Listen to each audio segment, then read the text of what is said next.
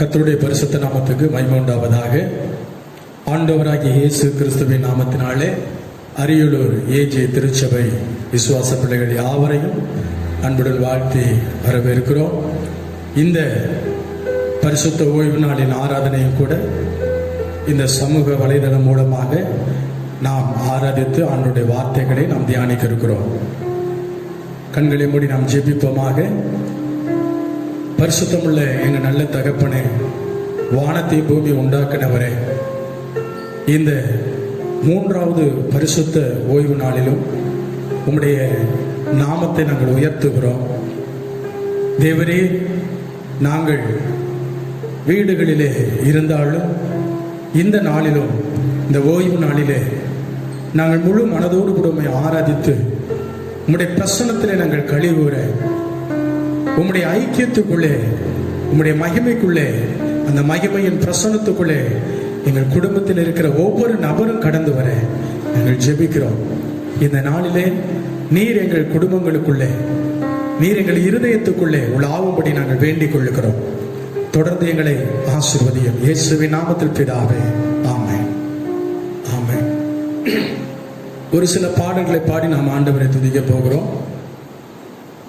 பழைய பாடல், எந்த உள்ளம் புது கவியாலே பொங்க இயேசுவை பாடிடுவேன், அவர் நாமம் ஊற்றுண்ட பரிமள தைலம், அவரையே நேசிக்கிறேன் என்று கர்த்தரை பாடி நாம் ஆராதிக்க போகிறோம். இது மிக ஒரு அருமையான கருத்துள்ள ஒரு பாடல். இந்நாட்களிலே தேவ ஜனமாகிய நாம் இந்த பாடலை பாடி நாம் ஆண்டவருக்கு துதி ஸ்தோத்திரங்களை செலுத்துவோமாக.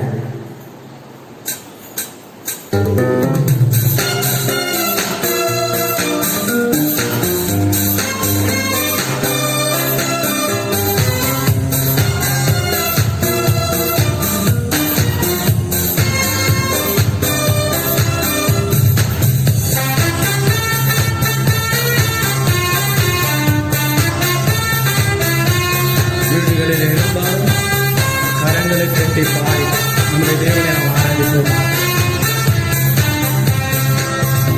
எந்த உள்ளம் புது கவியாலே பொங்க இயேசுவை பாடிடுவே, எந்த உள்ளம் புது கவியாலே பொங்க இயேசுவை பாடிடுவே, அவர் நாமம் ஊற்றுண்ட பரிமள தைலம், அவரையே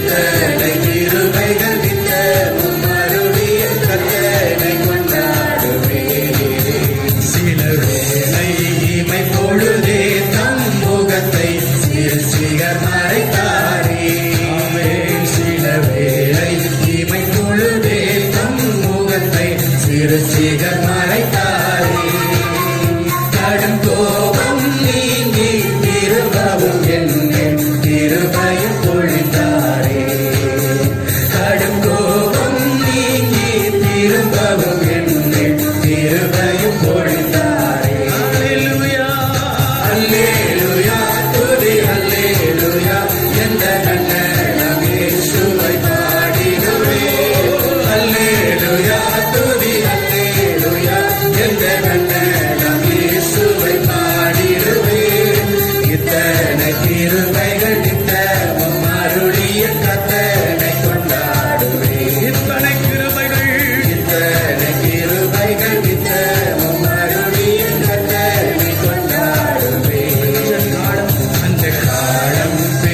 பெருகிட நேர்ந்தாலும் தாம் தஞ்சமே ஆனாரே.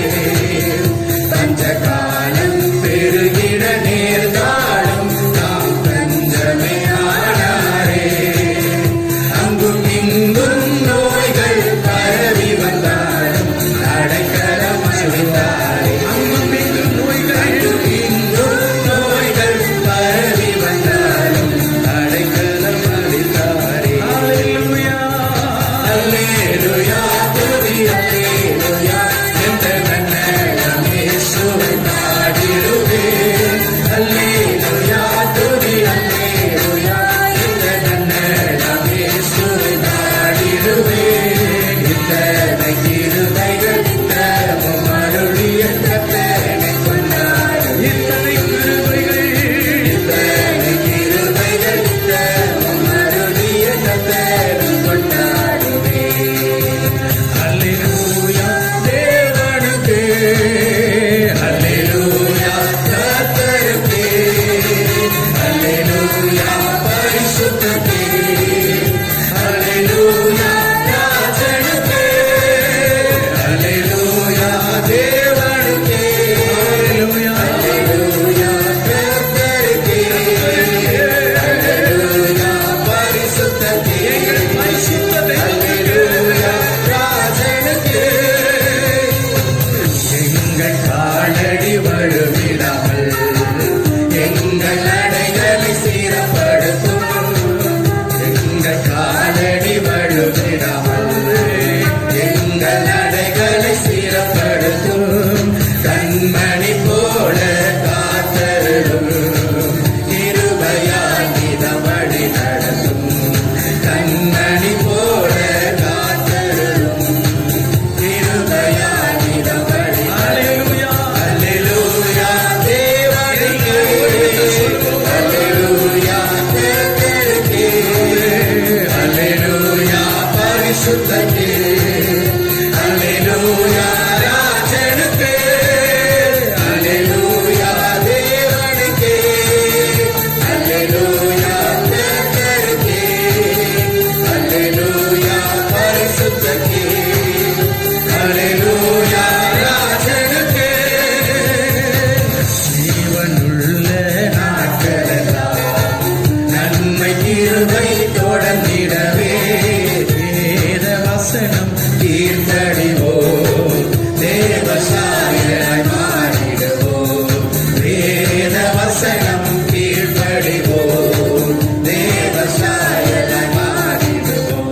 அல்லேலூயா தேவனுக்கே, அல்லேலூயா கர்த்தருக்கே, அல்லேலூயா பரிசுத்தருக்கே, அல்லேலூயா தேவனுக்கே, அல்லேலூயா தேவனுக்கே, அல்லேலூயா கர்த்தருக்கே, அல்லேலூயா பரிசுத்தருக்கே, அல்லேலூயா ராஜனுக்கே. நம்முடைய கரங்களை உயர்த்தி இருந்த இடத்திலே உங்கள் வீடுகளிலே நீங்கள் இப்பொழுது இருந்தால் முழங்கால் படியிட்டு நம்முடைய தேவனை நாம் பார்த்து நம்முடைய கண்கள் அவரை தரிசிப்பதாக அவரை நோக்கி பார்த்து சொல்லுவோம், ஆண்டவரே எங்கள் காலடி வழுவிடாமல் காப்பவரே, எங்களை கண்ணின் மணி போல பாதுகாக்கிறவரே, உம்மை நாங்கள் உயர்த்துகிறோம். ஆண்டவரே எனது மணவாளனே, என் இதய ஏக்கமே, இனியவரே தேசையா, உம்மைத்தான் தேடுகிறேன். நான் உம்மைத்தான் நேசிக்கிறேன். எனது மணவாளனே,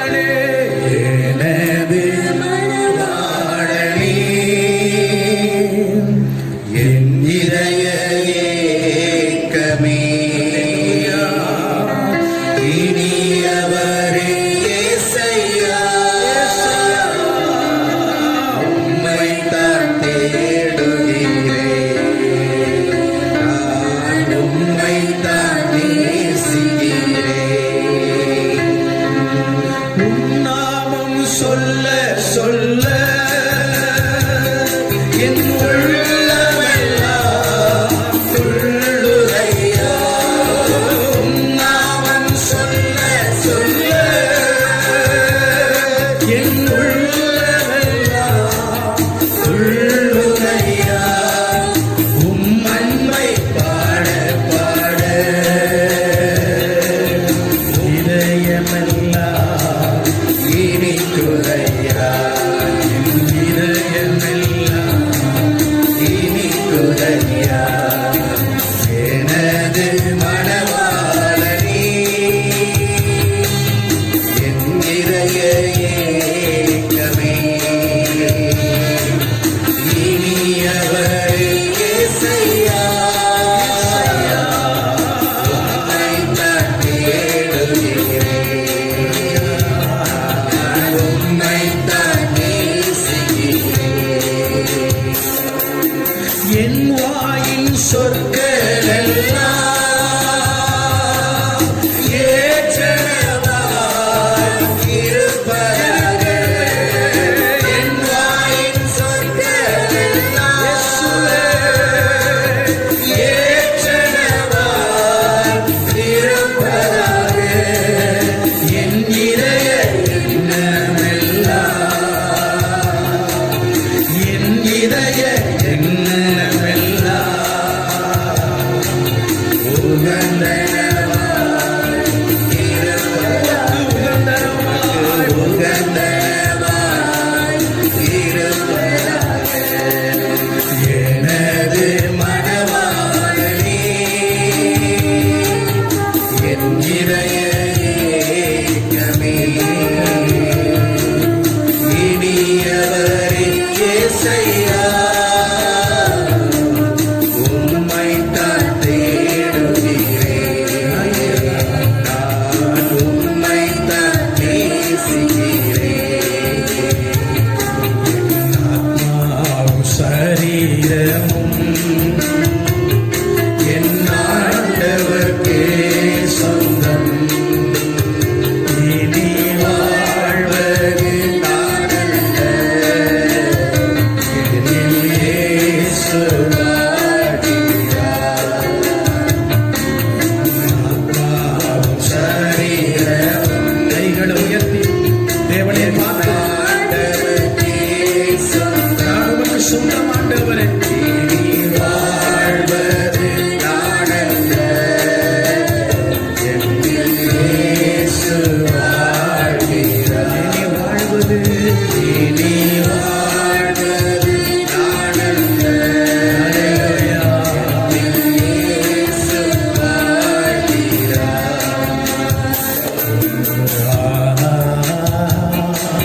அல்லேலூயா.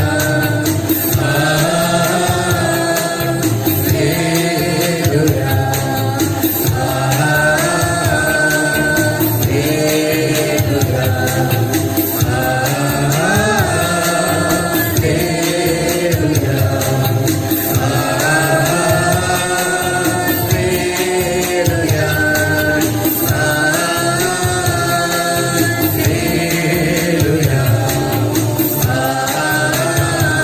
உமக்கு நாங்கள் மகிமை செலுத்துகிறோம்.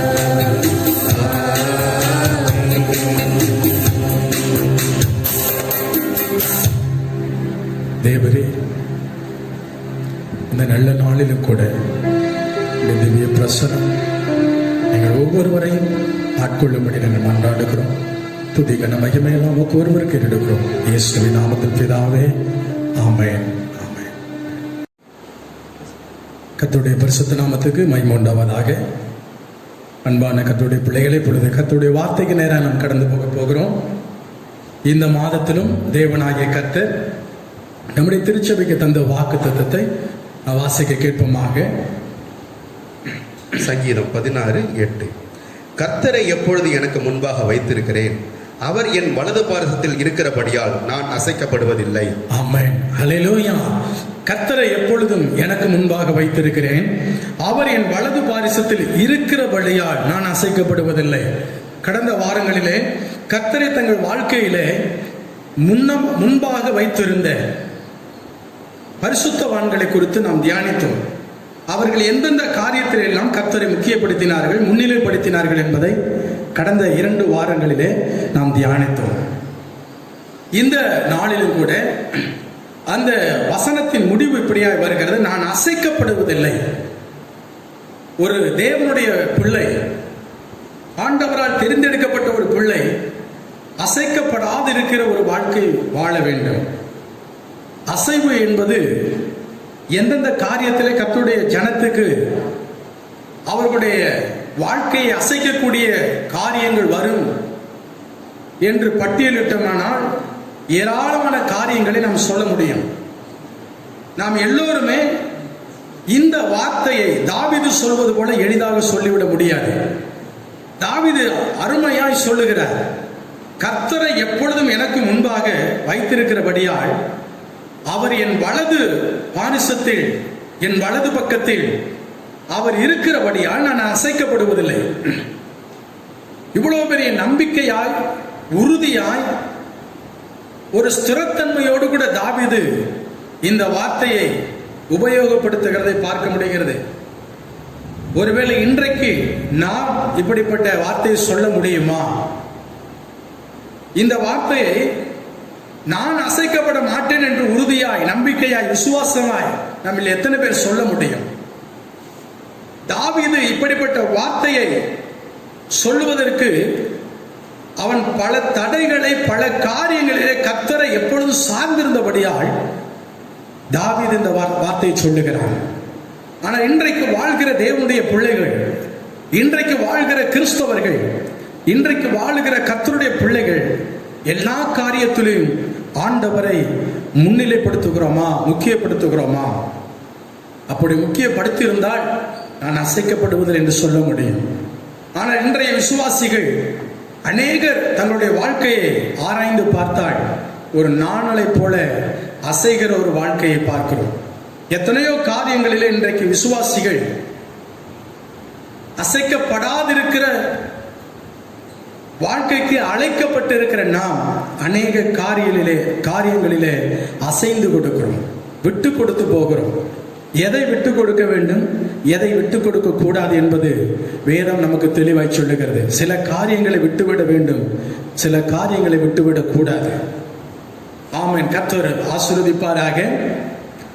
இன்னும் சொல்ல போனால் இன்றைக்கு அநேக ஜனங்கள் தங்களுடைய சூழ்நிலைக்கு சாய்ந்து போகிறார்கள், தங்களுடைய பாரம்பரியத்துக்கு சாய்ந்து போகிறார்கள், தங்களுடைய ஒரு சில சுய காரியங்களுக்கு அசைந்து கொடுக்கிறார்கள், விட்டு கொடுக்கிறார்கள், சாய்ந்து போகிறார்கள்.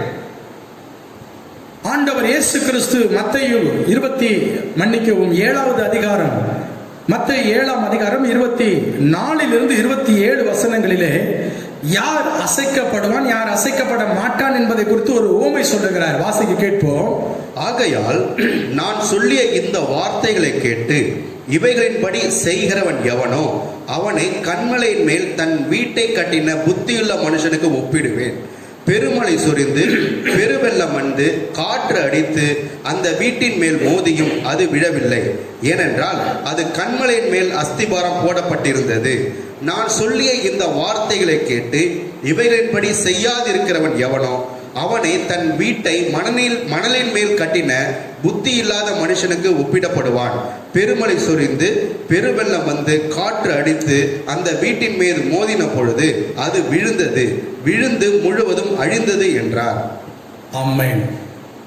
அன்பார்ந்த கர்த்தருடைய பிள்ளைகளே, இந்த உவமையை நாம் பார்க்கும் பொழுது கன்மலையின் மேல் கட்டின வீடு அசையவில்லை, அசைக்கப்படவில்லை.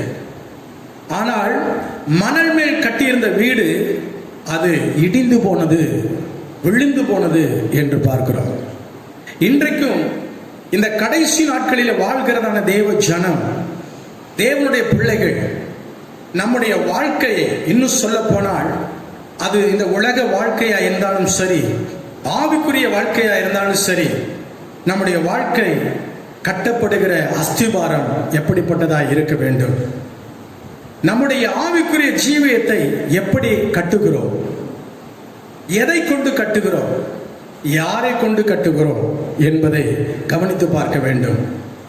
ஆனால் இன்றைக்கு நாம் தியானிப்பது என்னவென்று சொன்னால், அசைக்கக்கூடிய சில காரியங்களை தியானிக்க போகிறோம். கர்த்தருக்கு சித்தமானால் அடுத்த வாரத்தில் அசைக்கப்படாதிருக்க என்ன செய்ய வேண்டும் என்பதை பார்க்கலாம். இன்றைக்கு நாம் என்ன கவனிக்க போகிறோம் என்று சொன்னால், எந்தெந்த காரியம் ஒரு விசுவாசியை, கர்த்தரால் அழைக்கப்பட்டவனை, தேவனால் தெரிந்து கொள்ளப்பட்ட ஒரு தேவ சந்ததியை எந்த காரியம் அசைத்து பார்க்கும் அப்படி என்று நாம் எடுத்து பார்த்தால் அநேக காரியத்தை சொல்லலாம். இந்த நாட்களிலே கிறிஸ்தவர்களை, ஆவிக்குரிய ஜீவியத்தில் இருக்கிறவர்களை அசைத்து பார்க்கக்கூடிய காரியங்கள் ஏராளமாய் ஒவ்வொரு நாளும் அவர்களுக்கு முன்பாக சம்பவிக்கிறது, நடக்கிறது. வேதம் சொல்லுகிறபடி தெரிந்து கொள்ளப்பட்டவர்களும் வஞ்சிக்கப்படுகிற காலம், அழைக்கப்பட்டவர்களும் தங்களுடைய அழைப்பை மறக்கிற ஒரு காலத்துக்குள்ள இருக்கிறோம். முந்தைய நாட்களிலே இப்படிப்பட்ட சமூக வலைதளங்களிலே செய்தி அளிப்பது எனக்கு கூட ஒரு சம்மதிக்க கூடாத ஒரு காரியமா இருந்தது. தேவனுடைய ஆலயத்திலே தேவ பிரசன்னத்தோடு கூட நேரடியாக கேட்பது எவ்வளவு நல்லது என்று நினைத்திருந்தேன். ஆனால் சூழ்நிலைகள் நம்மை கொண்டு போய் சமூக வலைதளத்துக்குள்ளே சிக்க வைக்கிறது. அதுபோல இன்றைக்கும் அநேக கர்த்தருடைய பிள்ளைகள், சூழ்நிலை என்னை இந்த காரியத்திலே அசைத்து விட்டது, சூழ்நிலை என்னை இந்த காரியத்திலே சிக்க வைத்து விட்டது என்று சாக்கு போக்கு சொல்லலாம். பிரியமான தேவ ஜனமே, இந்த கடைசி காலத்திலே நாம் நம்மை அசைக்கக்கூடிய காரியங்களை கண்டு எச்சரிக்கையாக இருக்க வேண்டியது அவசியமாக இருக்கிறது. அதில் ஒரு சில காரியங்களை, அநேக காரியம் இருந்தாலும் மிக முக்கியமான ஒரு 4 காரியங்களை வெகு வேகமாக தியானிக்க போகிறோம். ஒரு கிறிஸ்தவனை, ஒரு ஆவிக்குரியவனை, தேவனால் தெரிந்தெடுக்கப்பட்டவனை அசைத்து பார்க்கக்கூடிய காரியங்களிலே முதலாவது பாவம். பாவம் அது ஆதி முதல், வேதம் சொல்லுகிறது, பிசாசானவன் ஆதி முதல் பாவம் செய்கிறவனா இருக்கிறான். பாவம் ஆதியிலே ஆதாமுடைய காலத்திலிருந்து மனுக்குலத்தை சீரழிக்கும்படி, மனுக்குலத்தை அழிக்கும்படி, மனுக்குலத்தை பாவத்துக்குள்ளே கட்டி போடும்படி வேகமாய் கிரியை செய்து கொண்டிருக்கிறது. பாவத்தை கொண்டு வருகிறவன் பிசாசு என்பது நமக்கு தெரியும்.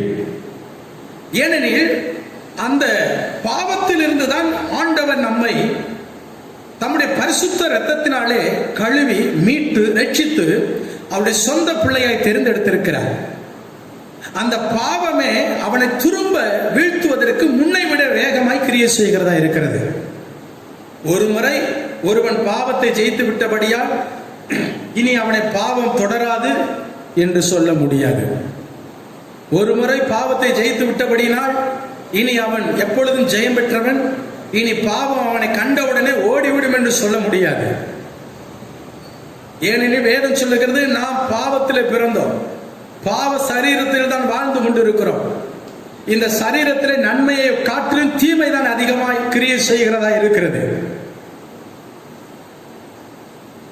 ஒரு பாவ கிரியையில் ஒரு மண் பாண்டமாகிய இந்த சரீரத்தில் தான் நாம் வாழ்கிறோம். ஆகையால் நித்தமும் ஒரு போராட்டம். பவுல் சொல்லுகிற பொழுது ஒரு யுத்தம், மாம்சத்துக்கும் ஆவிக்கும் ஒரு யுத்தம் நடக்கிறது. நித்தமும் ஒரு போராட்டம். இந்த போராட்டத்திலே ஆவியானவர், தேவ ஆவியானவருடைய ஒத்தாசையும் ஆண்டவராகிய இயேசு கிறிஸ்துடைய கிருபையும் இல்லை என்று சொன்னால் ஒருவனும் ஜெயம் எடுக்க முடியாது. ஆக முதலாவது ஒரு தேவனுடைய பிள்ளையை அசைத்து பார்க்கிற காரியம் என்னவென்று சொன்னால் பாவம். அப்ப பாவம் ஒருவனை அசைக்குமா? ஒரு ஜெபிக்கிறவனை அசைக்குமா? துதிக்கிறவனை அசைக்குமா? அசைத்து பார்க்கும். அதற்கு ஒரு எடுத்துக்காட்டாய் வேதத்திலே தாவீதை குறித்து நாம் பார்க்க முடியும். 2 சாமுவேலின் புஸ்தகம் 11ஆம் அதிகாரம் 3வது வசனத்தை வாசிப்போமாக. அப்பொழுது தாவீது அந்த ஸ்திரீ யார் என்று விசாரிக்க ஆள் அனுப்பினான். அவள் எலியாவின் குமாரத்தியும் ஏத்தியனான உரியாவின் மனைவியுமாகிய பத்சேபா என்றார்கள். ஆமென். கவனிப்போமாக. இந்த சம்பவம் உங்களுக்கு நன்றாய் தெரியும். பிரியமான கர்த்தருடைய ஜனமே, எது ஒரு தேவனுடைய பிள்ளையை அசைக்கும் என்று பார்த்து கொண்டிருக்கிறோம். ஏன் அதை பார்க்கிறோம் என்று சொன்னால், இந்த நாட்களிலே நாம் இப்படிப்பட்ட காரியங்களிலே அசைக்கப்படக்கூடாது. கர்த்தரை எப்பொழுதும் நமக்கு முன்பாக வைத்திருப்போமானால், அவருடைய கிருபை நம்மை நம்மை சூழ இருக்குமானால், அவர் நம்முடைய வலது பக்கம் இருப்பாரானால் பாவம் நம்மை அசைக்க முடியாது. இந்த நாட்களிலே வீடுகளிலே அடைந்து கிடக்க வேண்டும், பொழுதுபோக்கு ஒன்றுமில்லை, கையிலே செல்போன் அநேகருக்கு உண்டு, டிவி உண்டு, சில வீடுகளிலே அரசாங்கம் கொடுத்த லேப்டாப் உண்டு. இன்றைக்கு இருக்கிற இளைஞர்கள் மிகுந்த ஒரு போராட்டத்துக்குள்ளே இருப்பார்கள். மிக சந்தோஷமாய் மகிழ்ச்சியாய் ஊர் சுற்றி திரிந்த வாலிபர்கள் இப்பொழுது ஒழுங்கு நடவடிக்கை எடுத்தது போல 144 தடை உத்தரவினாலே வீடுகளிலே அடைந்து கிடக்கும் பொழுது அவருடைய இருதயம் எதையாவது தேடிக்கொண்டே இருக்கும். ஆனால் தேவனுடைய பிள்ளைக்கு அப்படிப்பட்ட தேடல் இருக்கக்கூடாது. அதிலிருந்து அவர்கள் தப்பிக்கொள்ள வேண்டும் என்பதுதான் இன்றைக்கு கர்த்தர் உங்களுக்கு சொல்லுகிற வார்த்தை. பாவம் ஒரு மனிதனை எப்படிப்பட்டவனை, குறிப்பாய் தேவனுடைய பிள்ளையை எப்பொழுதும் அது வஞ்சிக்கிறதா இருக்கிறது, அது அவனை பின்தொடர்கிறதா இருக்கிறது, அவனை வீழ்த்துவதற்கு சமயம் பார்த்து கொண்டிருக்கிறது என்பதை புரிந்து கொள்ள வேண்டும். தாவீது நல்ல ஒரு தேவ மனிதன், இருதயத்துக்கு கர்த்தருடைய இருதயத்துக்கு ஏற்றவன். ஆனால் அவனையும் பாவம் அசைத்து பார்த்தது. அந்த பாவத்தினால் அவன் கொடுத்த விலை அதிகம். மூத்த பிள்ளை, அவனுக்கு பிறந்த பத்சேபாளுக்கு பிறந்த மூத்த பிள்ளை மரித்து போனது. அவனுடைய குமாரன் அப்சலோம், அவன் செய்த துரோகத்துக்கு ஈடாக அப்சலோம் செய்த துரோகம் பெரிது. அப்படி அவன் அப்சலோமுக்கு பயந்து போகும் பொழுது எப்படிப்பட்ட தூஷணமான வார்த்தைகளை சீமையினுடைய வாயிலிருந்து கேட்டான் என்பதை நீங்கள் அறிவீர்கள். அப்படியானால் பாவத்துக்கு கொடுக்க வேண்டிய விலை அதிகம், தண்டனை அதிகம். வேதம் சொல்லுகிறது பாவத்தின் சம்பளம் மரணம். பிரியமான தேவ பிள்ளைகளே, அப்படியானால் தாவீது பாவத்தினாலே எத்தனை காரியத்தை இழந்து போனான் என்பதை பார்க்கிறோம். அவனை பாவம் அசைத்தபடினாலே அவன் எந்தெந்த காரியத்தை மறந்து போனான்? அந்த வேத பகுதி சொல்லுகிறது, அவன் யுத்த காலத்திலே அவன் யுத்தத்துக்கு போகாமல் வீட்டு மாடியிலே அந்த பால்கனியிலே உப்பரிகளில் நின்று கொண்டிருந்தான். அப்படியானால் ஜெபிக்கிற துதிக்கிற ஒரு தேவ மனிதன் யுத்தத்தை மறந்து போனான், யுத்தம் செய்வதை மறந்து போனான், தேவனோடு கூட இருந்த ஐக்கியத்தை மறந்து போனான். வனாந்தரத்தில் இருக்கும் பொழுது எந்த நேரமும் துதிக்கிற ஒரு தேவ மனிதன் இப்பொழுது அரண்மனை வாழ்க்கை வந்தவுடனே அவன் தேவனை துதிக்க மறந்து போனான். பாவம் உன்னை கர்த்தரை துதிக்கிற துதியிலிருந்து விலக்கிவிடும். துதிக்க மறந்து போவாய், தேவ பிரசன்னத்தை இழந்து போவாய், தேவனோடு கூட இருந்த நேரங்களை மறந்து போவாய், தேவன் செய்த நன்மைகளை மறந்து போவாய். இதெல்லாம் எப்பொழுது வரும் என்று சொன்னால், பாவம் உள்ளே வரும் பொழுது தேவனுக்குரியவைகள் எல்லாம் வெளியே போய்விடும். முடிவாக தாவீதை குறித்து பார்க்கிறோம். பாவத்தினால் அவன் இன்னொரு காரியத்தை செய்தான், கொலை செய்யும் அளவிற்கு திட்டமிட்டான். அப்படியானால் அவனுடைய இருதயம், ஆண்டவர் வாசமணின இருதயம், தேவனுடைய ஆவியானவர் இருந்த இருதயம், கர்த்தருடைய ஆவியானவர் எப்பொழுதெல்லாம் தாவீதை நிரப்பினாரோ அப்பொழுதெல்லாம் அவன் கிண்ணறத்தை எடுத்து அவன் வாசிக்கும் பொழுது சவுலுக்குள்ளே இருந்த ஆவி, துஷ்ட ஆவி விலகினது என்று பார்க்கிறோம். ஆனால் இப்பொழுதோ அப்படிப்பட்ட இருதயத்திலே கொலை செய்ய திட்டமிடுகிற ஒரு காரியத்தை பார்க்கிறோம். இது ஏன் வந்தது? எதனால் வந்தது? பாவத்தினால் வந்தது, இச்சையினால் வந்தது. பிரியமான கர்த்தருடைய பிள்ளையே, இந்த கடைசி காலத்திலே உன்னையும் பாவம் அசைத்து பார்க்கும், தேவனை விட்டு பிரிக்க பார்க்கும். நாத்தான் மூலமாய் அவன் கண்டிக்கப்பட்ட போது மனம் திரும்பினால் அவன் தப்பினான். இன்றைக்கு நீ மனம் திரும்பினால் தப்பிக்கொள்ளுவாய். ஆகையால் நீ தேவனுடைய ஐக்கியத்தை விட்டு, பிரசன்னத்தை விட்டு, அவருடைய அபிஷேகத்தை விட்டு, கர்த்தருடைய அபிஷேகம் தாவீதின் மேல இருந்தது, ஆனால் பாவம் செய்த போது அவனை விட்டு விலகினது. அவருடைய அபிஷேகத்தை விட்டு, கர்த்தரை துதிக்கிற துதியை விட்டு, ஜெபத்தை விட்டு நீ விலக வேண்டியது வரும். எப்பொழுது என்றால் பாவம் செய்யும் பொழுது. உன்னை பாவம் அசைத்து பார்க்குமானால் நீ எச்சரிக்கையாயிரு, பாவத்தை விட்டு ஓடிவிடு. இது கடைசி காலம். பாவத்தை ஜெயிக்க கர்த்தர் உனக்கு உதவி செய்வாராக. இரண்டாவதாய் பார்க்க போகிறோம். இரண்டாவது, ஒரு தேவ பிள்ளையை அசைக்கிற இரண்டாவது காரியம் கோபம். யோபுவின் புஸ்தகம் 5வது அதிகாரம் 2வது வசனம் சொல்லுகிறது, கோபம் நிர்மூடனை கொல்லும், பொறாமை புத்தி இல்லாதவனை அதம் பண்ணும். ஆமென். கோபம் நிர்மூடனை கொள்ளும். ஒரு தேவனுடைய பிள்ளையை அவனுடைய ஆவிக்குரிய ஜீவியத்தை விட்டு விலக்கிவிட பிசாசானவன் பயன்படுத்துகிற இரண்டாவது ஆயுதம் கோபம். கோபம் கொண்டாலும் பாவம் செய்யாதிருங்கள் என்று வேதம் கூறுகிறது. கர்த்தர் நமக்கு ஆலோசனை கொடுக்கிறார். அப்படியானால் ஒரு மனிதனுடைய கோபம் தேவனை விட்டு பிரிக்க முடியுமா?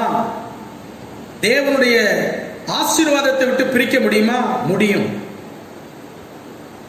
கோபத்தினால் தேவன் கொடுக்கிற ஆசீர்வாதத்தை, மேன்மைகளை இழந்து போவோம் என்பதை நாம் மறந்துவிடக் கூடாது.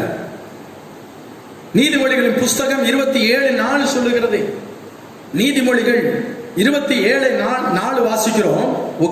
உக்கிரமம் கொடுமை உள்ளது. கொடுமை உள்ளது. உக்கிரமம் என்று சொன்னால் உக்கிர கோபம், கடும் கோபம், அது கொடுமை உள்ளது.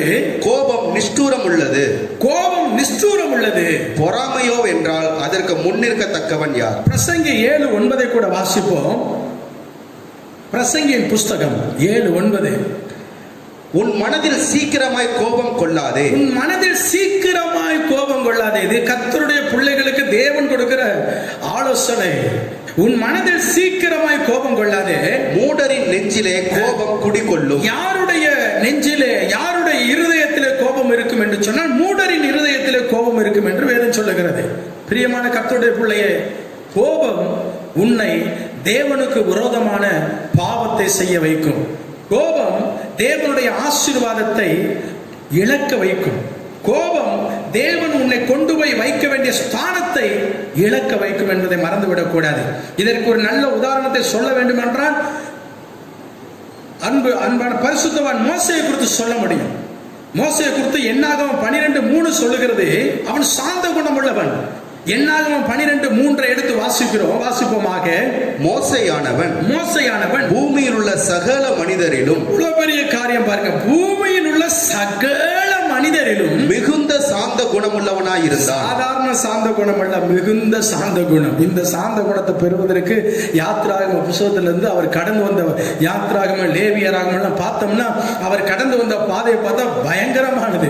அவரை அவ்வளவுக்கு உருவாக்கி விட்டார்கள். இஸ்ரவேல் ஜனங்களே மோசேயை உருவாக்கி விட்டார்கள் சாந்த குணம் உள்ளவனாய்.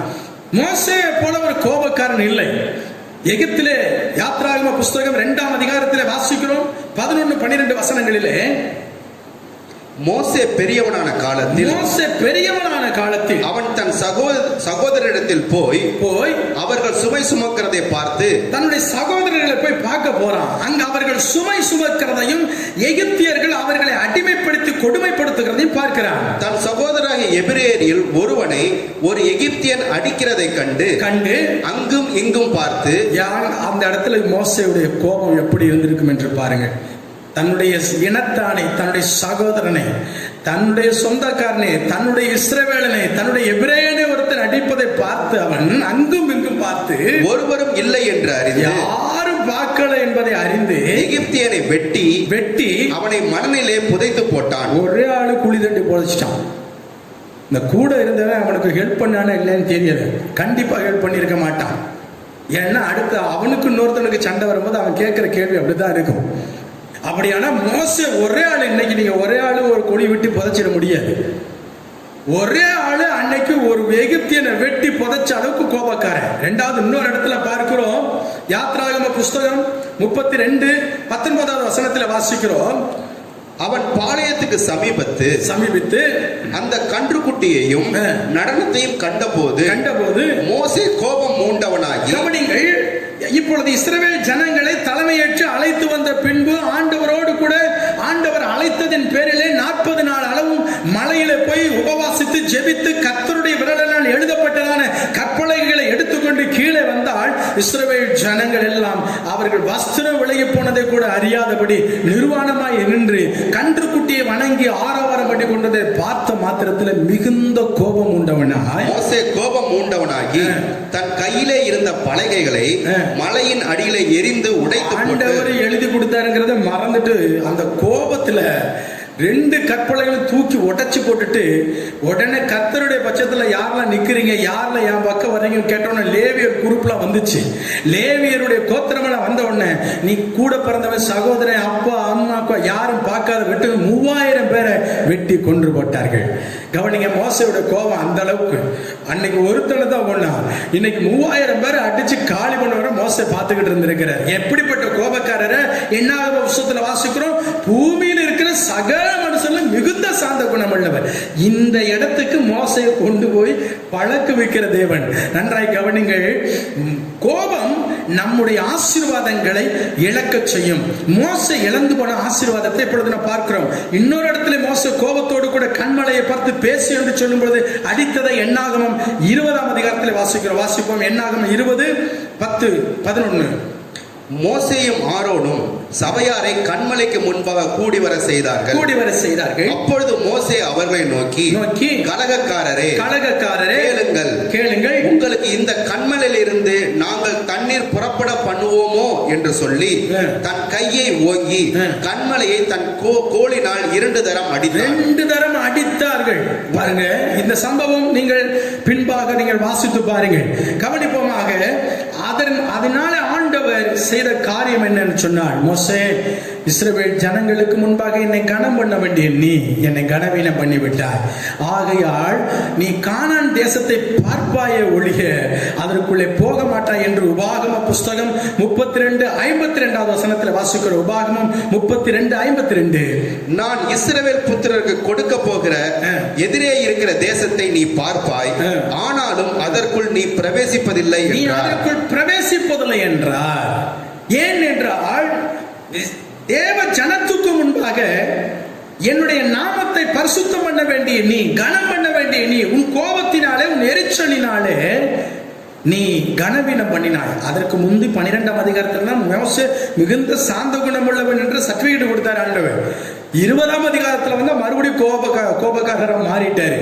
அந்த அளவுக்கு அவர் கோபப்படுத்தக்கூடிய நபர்கள் அவரை சுற்றி இருந்தார்கள். பிரியமான தேவ பிள்ளையே, உங்களை சுற்றி எத்தனை பேர் உங்களுக்கு எரிச்சலை உண்டாக்கினாலும், கோபத்தை உண்டாக்கினாலும், உங்கள் வாழ்க்கையில நீங்கள் பொறுமையை கடைபிடிக்க வேண்டியது அவசியமா இருக்கிறது. உங்களுடைய கோபம் உனக்கு வருகிற தேவனுடைய நன்மைகளை இழக்க செய்யும். உங்களுடைய கோபம் உங்களுக்கு இருக்கிற சமாதானத்தை கெடுத்துவிடும். உங்களுடைய கோபம் உங்களுக்குள்ள இருக்கிற சந்தோஷத்தை இழக்க செய்யும். உங்களுடைய கோபம் அநேகருக்கு முன்பாக உங்களுக்கு அவப்பெயரை கொண்டு வரும். உங்களுடைய கோபத்தினால் நீங்கள் நல்ல நட்புகளை இழக்க நேரிடும். உங்களுடைய கோபத்தினால் தேவன் கொண்டு போய் சேர்க்கிறதான மேன்மையான பரலோக ராஜ்யத்தை கூட நீங்கள் இழக்க நேரிடும் என்பதை மறந்துவிடக்கூடாது. ஆகையால் கோபத்தை நீங்கள் அதிலிருந்து விடுபட வேண்டியது அவசியமாயிருக்கிறது. கோபத்திலிருந்து உங்களை காத்துக்கொள்ள வேண்டியது அவசியமாயிருக்கிறது. கோபம் உங்களை அசைத்து பார்க்க நீங்கள் இடம் கொடுக்க கூடாது என்பது கவனமாக இருக்க வேண்டியது அவசியமாயிருக்கிறது. கர்த்தர் உங்களை ஆசீர்வதிப்பாராக. 3வது ஒரு காரியத்தை பார்க்க போகிறோம். 3வது ஒரு தேவனுடைய பிள்ளையை அசைக்கக்கூடிய 3வது காரியம் பயம். வாசிப்போமாக. 1 ராஜாக்களின் புஸ்தகம் 19ஆம் அதிகாரம் 1-5 வசனங்கள். ஒரு மிகப்பெரிய ஒரு தீர்க்கதரிசியை குறித்து வாசிக்கிறோம். எலியாவை குறித்து வாசிப்போம். எலியா செய்த எல்லாவற்றையும், அவன் தீர்க்கதரிசி எல்லோரையும் பட்டயத்தாலே கொன்று போட்ட செய்தி அனைத்தையும் ஆகாப் ஏசபேலுக்கு அறிவித்தான். அப்பொழுது ஏசபேல் எலியாவிடத்தில் ஆள் அனுப்பி, அவர்களில் ஒவ்வொருவருடைய பிராணனுக்கு செய்யப்பட்டது போல நான் நாளை இந்நேரத்தில் உன் பிராணனுக்கு செய்யாதே போனால் தேவர்கள் அதற்கு சரியாகவும் அதற்கு அதிகமாகவும் எனக்கு செய்ய கடவர்கள் என்று சொல்ல சொன்னாள். அவனுக்கு அது தெரிந்த பொழுது எழுந்து தன் பிராணனை காக்க யூதாவை சேர்ந்த பெயர்சபாவுக்கு புறப்பட்டு போய் தன் வேலைக்காரனை அங்கே நிறுத்திவிட்டான். தன் பிராணனை காக்க பயந்து போய், ஒரு ஏசபேல் என்கிறதான ஒரு பெண்ணின் வார்த்தையை கேட்ட மாத்திரத்தில் பயந்து போய் தன் பிராணனை காக்க ஓடி ஒளிகிறான். குறிப்பிட்ட இடம் வந்த உடனே தன் வேலைக்காரனை நிறுத்திவிட்டு செல்லுகிறான். வாசிப்போம். அவன் வனாந்திரத்தில் ஒரு நாள் பிரயாணம் போய் ஒரு சூறை செடியின் கீழ் உட்கார்ந்து தான் சாக வேண்டும் என்று கோரி, அங்க எந்த ஒரு நபர்களும் நடமாடாத, எந்த ஒரு ஜன நடமாட்டம் இல்லாத ஒரு வனாந்தரத்தில் போய் ஒரு சூறை செடியின் கீழே உட்கார்ந்து கொண்டு நான் சாக வேண்டும் என்று சொல்லுகிறான். வாசிப்போம். போதும் கர்த்தாவே, என் ஆத்துமாவை எடுத்துக்கொள்ளும். நான் என் பிதாக்களை பார்க்கலும் நல்லவன் அல்ல என்று சொல்லி ஒரு சூரை செடியின் கீழ் படுத்துக்கொண்டு நித்திரை பண்ணினான். அங்கே போய் நான் நல்லவன் இல்லை என்று சொல்லுகிறான். மிகப்பெரிய ஒரு அற்புதத்தை, மிகப்பெரிய ஒரு வல்லமையை, தேவனுடைய அக்கினியை இறக்கின ஒரு மனிதன் நான் நல்லவன் இல்லை. வெறுப்பு, பயம் தன்னுடைய வாழ்க்கையில வந்த பின்பு எலியாவுடைய அந்த வார்த்தைகள் வெறுப்பு கலந்த ஒரு வார்த்தைகளை பார்க்கிறோம். பிரியமான தேவ பிள்ளையே, பயம் உன்னை இந்த உலக வாழ்க்கையை வெறுக்க செய்கிறது. பயம் தேவ சமூகத்தை விட்டு, தேவ திட்டத்தை விட்டு, தேவனுடைய அழைப்பை விட்டு, தேவ நோக்கத்தை விட்டு உன்னை ஓடச் செய்துவிடும் என்பதை நீ மறந்துவிடக் கூடாது. பயம், நீ எவ்வளவு பெரிய அற்புதம் அடையாளங்களை செய்கிற வல்லமை உள்ள ஒரு பாத்திரமா இருந்தாலும் பயம் உனக்கு வருமானால், மனுஷரை குறித்த பயம் வருமானால், நீ தேவனுடைய திட்டத்தை செயல்படுத்துவதிலே தாமதமாகும் என்பதை மறக்கக்கூடாது. வேதம் சொல்லுகிறது, மனுஷருக்கு பயப்படுகிற பயம் கண்ணியை வருவிக்கும். நீ மனுஷருக்கு பயப்பட்டால் நீ தேவனுடைய வேலையை செய்ய மாட்டாய் என்பதை மறந்து விடக்கூடாது. அப்ப தேவனுடைய வேலையை தடுப்பது பிசாசின் திட்டம். புதிய ஏற்பாட்டில் பார்க்கும் பொழுது ஆண்டவர் இயேசு கிறிஸ்து அநேக முறை சீஷர்களை பார்த்து, ஜனங்களை பார்த்து பயப்படாதேங்கள் என்று சொல்லுகிறதை பார்க்கிறோம். பயம் பிசாசானவன் கொண்டு வருகிற மூன்றாவது ஆயுதம். குடும்பத்திலே ஒருவரை ஒருவர் பார்த்து பயம், ஊரில் இருக்கிற நபர்களை பார்த்து பயம், தெருக்களிலே நடமாடுகிறவர்களை பார்த்து பயம். இப்படிப்பட்ட பயத்தின் காரியங்களை இந்த நாட்களில் எடுத்து விட வேண்டும். இந்நாட்களில் மிகப்பெரிய பயமே உலக நாடுகளே பயப்படுகிற பயம், வைரஸ், இந்த கொரோனா வியாதி. இதை குறித்து உலக நாடுகளே இப்பொழுது அஞ்சி அடங்கி ஊருக்கு வெளியில நடமாடாதபடி வீட்டுக்குள்ளே அடக்க ஒடுக்கமாய் உட்கார வைத்த கொரோனா. நன்றி சொல்லணும். அல்லேலூயா, ஆண்டவருக்கு மகிமை செலுத்துவோமாக. ஏனெனில் எத்தனை போராட்டம் பண்ணியும் ஒழிக்க முடியாத, அடைக்க முடியாத டாஸ்மாக் கடை அடைத்து கிடக்கிறது. வீட்டிலே அடங்காமல் ஊர் சுற்றின பிள்ளை அடக்க ஒடுக்கமாய் வீட்டிலே உட்கார்ந்திருப்பார்கள். காற்று மாசு வாகனங்களை நிறுத்த வேண்டும் என்று சொன்னால் தானாக கொரோனா வந்து எல்லா வாகனங்களையும் நிறுத்தி வைத்து 1.5 மாதம் ஆயிற்று. தனித்து வாசம் பண்ண வேண்டும் என்று வேதம் சொல்லுகிறது, அதை கடைபிடிக்கவில்லை. இன்றைக்கு தனித்து வாசம் பண்ணி வேதத்தை கடைபிடிக்கிறோம். இன்னைக்கு அரியலூர் மாவட்டத்துக்கு ஏற்பட்ட நன்மைகள் ஏராளம். எந்த ஒரு டெஸ்டும் கிடையாது, எந்த தூசி படலும் கிடையாது. 1 மாசம் ஆச்சு காரை தொடச்சு கண்ணாடி பளிச்சுன்னு இருக்குது. காரு கண்ணாடி அவ்வளவு சுத்தமா இருக்கு. என்னன்னு பாக்குறேன், ஒரு தூசி இல்லை. காரணம் என்ன? எந்த ஒரு ஃபேக்டரியும் ஓடலை, சிமெண்ட் ஃபேக்டரி ஓடலை, எந்த கார் வண்டி ஓடலை. அப்ப அவ்வளவு சுத்தமா இருக்கிறது. என்ன, ஒரு பக்கம் கஷ்டம், இன்னொரு பக்கம் ஒரு நஷ்டங்களை சந்தித்தாலும் சில நன்மைகளும் இருக்கிறது. பிரியமான தேவ ஜனமே, கடந்த நாட்களில் முன்னாள் ஜனாதிபதி அப்துல் கலாம் அவர்களிடம் ஆலோசகராய் பணியாற்றிய ஒரு பெரிய மனிதர் ஒருவர் கடந்த நாட்களில் பேசினார். இந்த வாட்ஸ்அப்ல எல்லாம் அது வந்திருந்தது. அவர் சொன்னார், வியாதியிலே மிக மோசமான வியாதி கொரோனாவெல்லாம் கிடையாது, பயம்தான் என்று சொன்னார். பயம்தான் இருக்கிறதுல மிகப்பெரிய ஒரு வியாதி. பயம் இல்லை என்று சொன்னால் எந்த வியாதியும் உன்னிடத்தில் வராது என்று சொன்னார். ஆக பயம் ஒரு மனிதனை வாழ விடாது. பயம் ஒரு மனிதனை செயல்பட விடாது. பயம் ஒரு மனிதனை அவனுடைய அன்றாட வேலைகளை கூட செய்ய விடாது. பயம் ஒரு மனிதனை தேவனிடத்தில் கூட சேர விடாது. தேவனுடைய காரியங்களை கூட செய்ய விடாது என்பதை நாம் மறந்து விடக்கூடாது. பிரியமான தேவ பிள்ளையே, பயத்தை நீ புறம்பே தள்ள வேண்டியது அவசியம். பயம் பிசாசானவன் கொண்டு வருகிற ஆயுதம். ஆகையால் 3 காரியத்தை நாம் தியானித்தோம். முதல் காரியம் பாவம், 2வது காரியம் கோபம், 3வது காரியம் பயம். இந்த 3ம் உன்னுடைய வாழ்க்கையில பல நன்மைகளை இழக்க செய்து விடுகிறது. 4வது ஒரு காரியம் இருக்கிறது, கீழ்ப்படியாமை. அதை நாம் அடுத்த வாரம் தியானிக்க இருக்கிறோம். ஆகையால் இந்த நாளிலே இந்த 3 காரியத்துக்கு உங்களை ஒப்பு கொடுத்து தேவ சமூகத்தில் நாம் ஜெபிக்க போகிறோம். நீ அசைக்கப்படாதிருக்க வேண்டும். ஆனால் இந்த 3 காரியத்தில் நீ கவனமாக இருக்க வேண்டும். பாவம் உன்னை ஜெயிக்க விட நீ அனுமதிக்க கூடாது. பாவத்தை நீ ஜெயிக்க முடியாது. உனக்கு தேவனுடைய கிருபை இல்லை என்று சொன்னால் பாவத்தை ஜெயிக்க முடியாது. பரிசுத்த ஆவியானுடைய ஒத்தாசை இல்லை என்று சொன்னால் பாவத்தை ஜெயிக்க முடியாது. உன்னுடைய சொந்த பலத்தினாலே பாவத்தை ஜெயிக்க நினைத்தால் நீ தோல்வி அடைந்து விடுவாய். பிரியமான தேவச்சனமே, தேவ பிள்ளையே, அன்றாடம் உன்னை நெருங்கி வருகிற பாவத்தை நீ உதற வேண்டும் என்று சொன்னால் ஆவியானவர் உன்னோடு கூட இருக்க வேண்டும். என்னவென்று சொன்னால் தாவீது திரும்ப அந்த உணர்வின் ஆவி அவனுக்குள்ளே வந்தபடினாலே, அவன் மனம் திரும்பினபடினாலே திரும்ப கர்த்தருடைய இருதயத்துக்கு ஏற்றவனாய் மாறினான். 2வது கோபம் உனக்கு வருகிற மேன்மைகளை, ஆசீர்வாதங்களை இழக்க செய்யும். உன்னை அசைத்து பார்க்கும். கோபம் நீ எப்படிப்பட்டவன் என்பதை அசைத்து பார்க்கும். 3வது பயம் நீ எப்படிப்பட்டவன் என்பதை அசைத்து பார்க்கும். ஆகையால் இந்த நாளிலும் கூட நீ இந்த 3 காரியத்துக்கு எச்சரிக்கையாக இருப்பாயானால் நீ தப்பிக்கொள்ளுவாய். ஜெபிக்க போகிறோம். கண்களை மூடுவோம். பரிசுத்தமுள்ள நல்ல பிதாவே, உமக்கு நன்றி செலுத்துகிறோம். இந்த நாளிலும் கூட தகப்பனே, தாவீது சொல்லுவது போல கர்த்தரை எப்பொழுதும் எனக்கு முன்பாக வைத்திருக்கிறேன். அவர் என் வலது பாரிசத்தில் இருக்கிறபடியா நான் அசைக்கப்படுவதில் என்கிற வார்த்தையின்படி நாங்களும் அசைக்கப்படாதிருக்க இந்த 3 காரியத்தில் எச்சரிக்கையா இருக்க எங்களுக்கு உதவி செய்யும். எங்கள் பிள்ளைகளை ஆசீர்வதியும், எங்கள் விசுவாசிகளை ஆசீர்வதியும். அவர்கள் இருக்கிற வீடுகளிலே கர்த்தருடைய கிருபை இருப்பதாக. இந்நாட்களிலே பரவி வருகிற ஆண்டவரே வியாதிகள், வைரஸ் ஒன்றும் எங்கள் ஜனத்தை தொடாதபடி கர்த்தர் பாதுகாத்துக் கொள்ளும்படி நாங்கள் மன்றாடுகிறோம். தேவரே, நாங்கள் திரும்ப ஒருவர் முகத்தை ஒருவர் பார்க்க, ஆண்டவரே, ஒரே இடத்திலே நாங்கள் கூடி உம்முடைய சமூகத்திலே ஆராதிக்க எங்களுக்கு தயவு செய்தபடி நாங்கள் ஜெபிக்கிறோம். எங்க தேசத்துக்கு க்ஷேமத்தை கொடுப்பீராக. எங்க தேசத்தின் தலைவர்களுக்கு க்ஷேமத்தை கொடுப்பீராக. எங்கள் இந்திய தேசத்தையும் தமிழ் பிரதேசத்தையும் தமிழ் மாநிலத்து ஜனங்களையும் கர்த்தாவே உம்முடைய இரத்த கோட்டைக்குள் ஒப்புக் கொடுக்கிறோம். நீர் ஆசீர்வதி பாதுகாத்துக் கொள்ளும்.